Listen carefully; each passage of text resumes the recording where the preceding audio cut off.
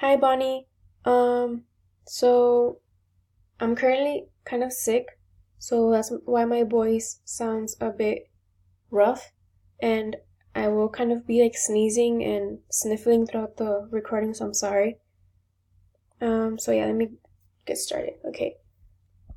So for question one, I started, I stated that the introduction isn't that important. In the past, I would put my main focus on writing an interesting introduction and run out of time with the whole essay because in high school, my essays were like tests, so they were timed, and I would literally spend my whole time writing my introduction because I was taught that that was a way of hooking the reader. But then I learned within like in your class, I learned that obviously the reader has to read it like testers have to read your article, your essay, whatever. And you actually taught me different approaches that can make the intro interesting and easy for the writer. Was that yo?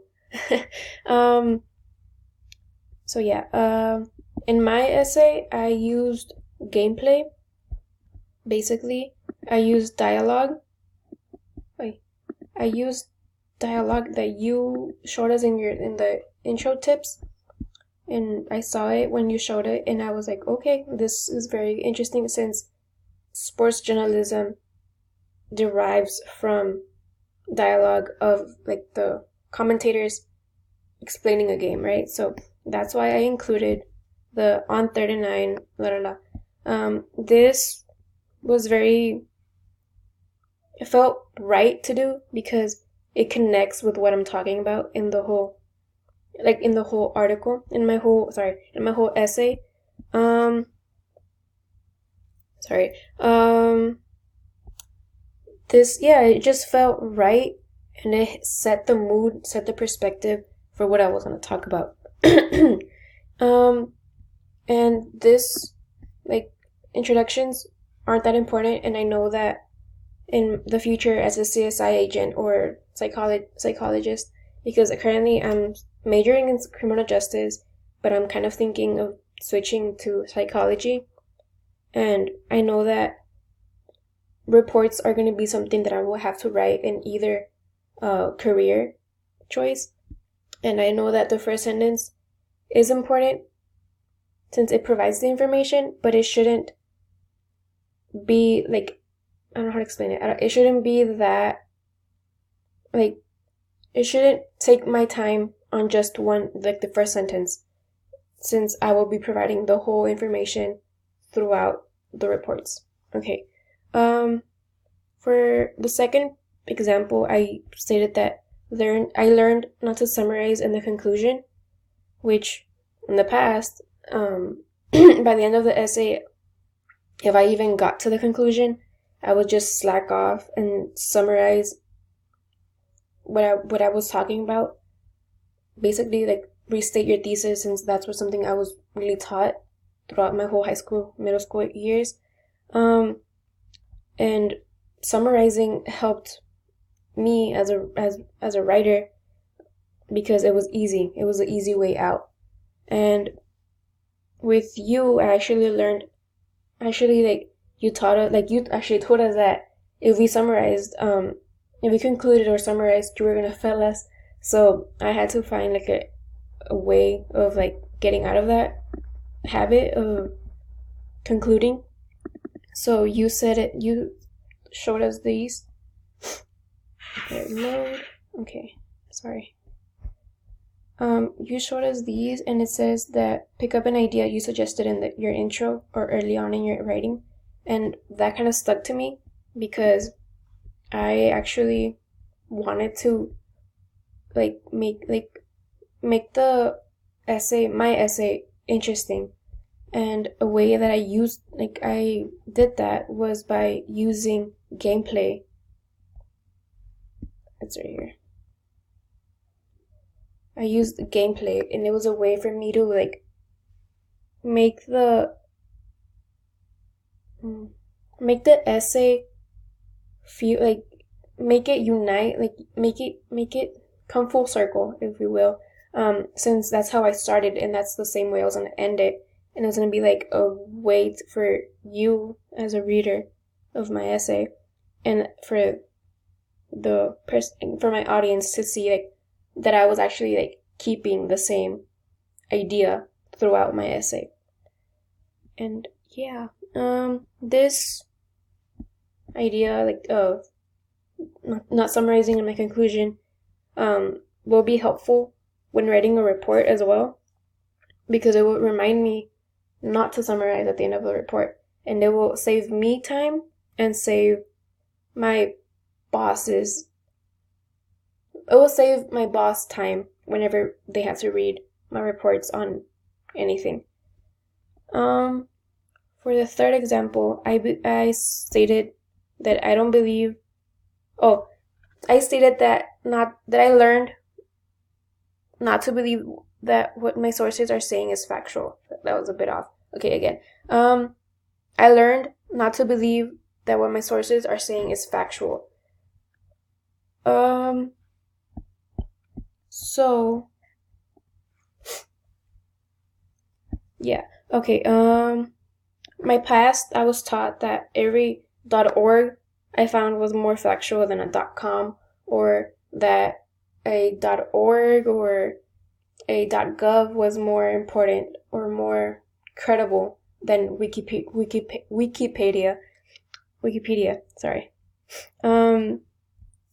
And you made me realize that my sources won't always be factual, and that I can prove my audience wrong. So in my essay, I actually, sorry, I can't breathe. Sorry.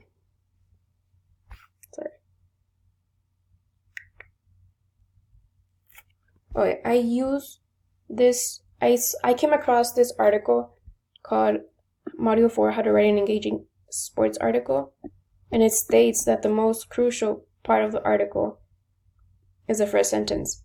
And I don't actually believe it's factual, since the first sentence is not the most crucial part of an article. I believe the whole article itself is important, not just the first sentence. And I do actually go on to say that the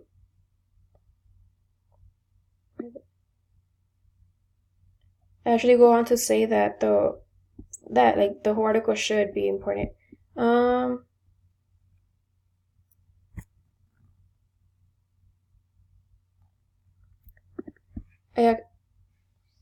I lost it.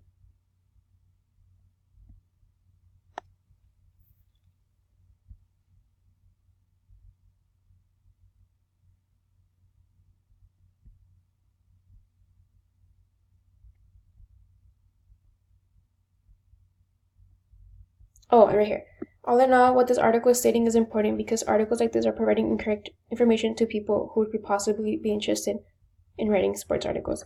This, was my way of showing that what this article was saying was wrong, because, like I just said right now, the first sentence isn't the most important thing when writing an article.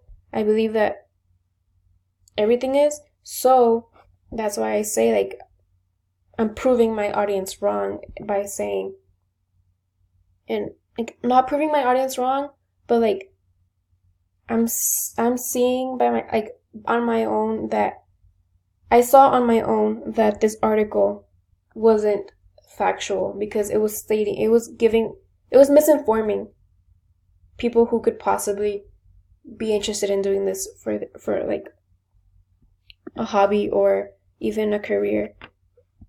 Okay, so for moving on to question 2, I learned that I can interview people for perspectives on a topic. My past, in high school, I never had to do essays. They were mostly only tests.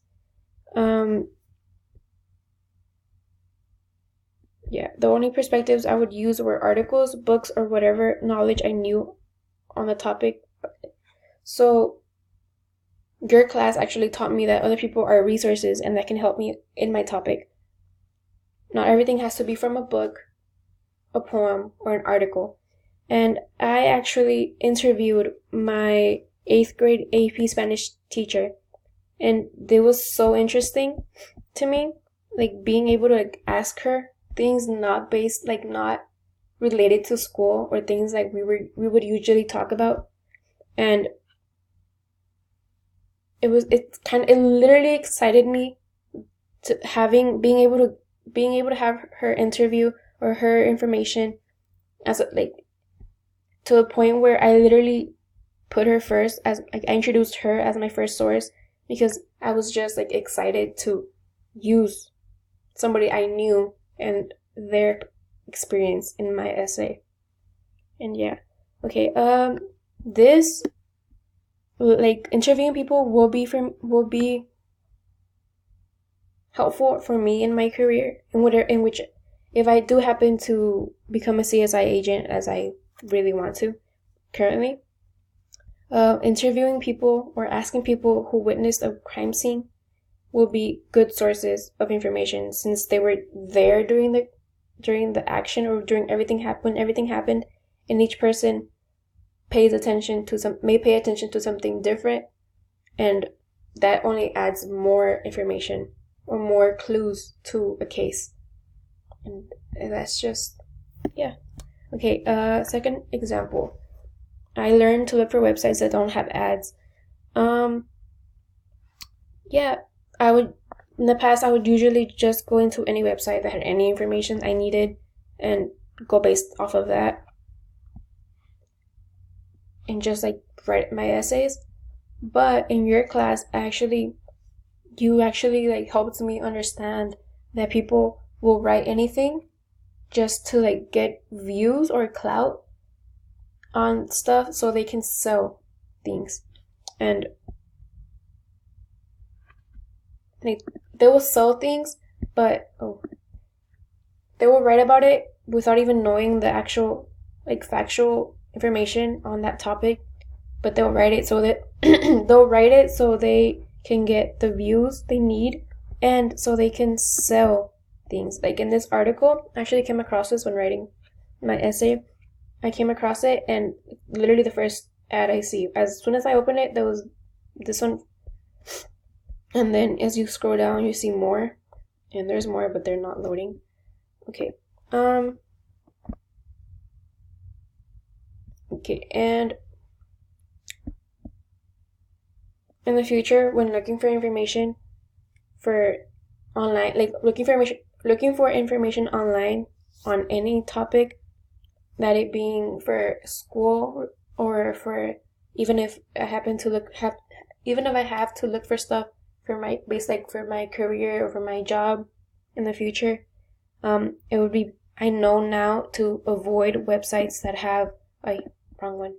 I now know to avoid websites with ads, since they're just trying to sell their product, or they're just trying to sell things and get you like hooked. I also learned that government websites are not reliable or 100% factual. In the past, I would trust that government websites would be factual, since, I mean, it's the government. They have to be sending you the truth. They have to be, giving their people like correct info. But you actually made me realize that they're gonna provide you with information they want you to know, and that kind of stuck to me, because like with our current president, I don't talk about this in my article, but with the current president, he will have websites talk about things he represents as a way to stay true to his demographic, and that's very true, because like he'll make things so that he can continue being the great president and make America great again, whatever. So he can stay true to the people who voted for him. And